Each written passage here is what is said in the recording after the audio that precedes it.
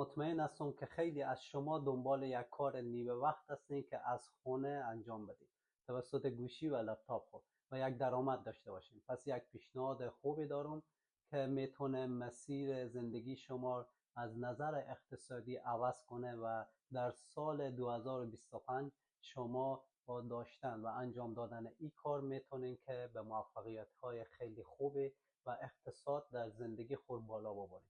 پیشنهاد من گوش کنین. اگر علاقمند شدین میتونم که به شما کمک کنم که شما هم بزنس شخصی خود داشته باشین.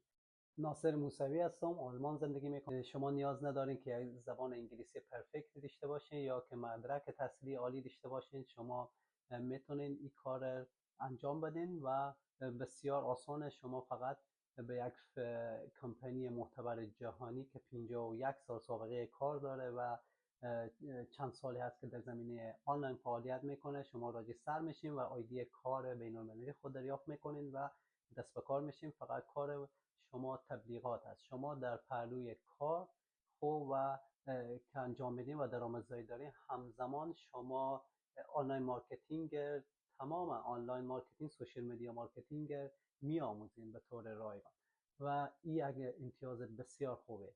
ناگفته نمانه که یکی از ویژگی‌های خاصی که این کمپانی گیرشته برای ما و شما که آمده بازنشستگی خیلی کوتاه کرده، یعنی مدت دوران بازنشستگی خیلی کوتاه کرده و از 3 سال تا 7 سال میتونه شما به دوران بازنشستگی برسین و حقوق ماهوار به طور دائم دریافت کنین. شما میتونید رئیس خود باشین عزیزان.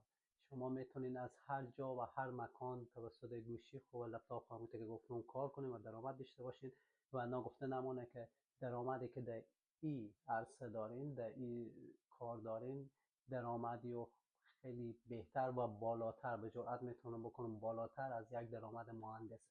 اگر دوست داشتین که اطلاعات بیشتر دریافت کنین، اسم و ایمیل خود برای من بفرستین. من برای شما یک ویبینار میفرستم، چند تا ویدیو داخل از اون ویدیوها رو ببینین و اگر دوست داشتین میتونین که در سال 2025 این فعالیت انجام بدین و از نظر اقتصادی رشد کنید.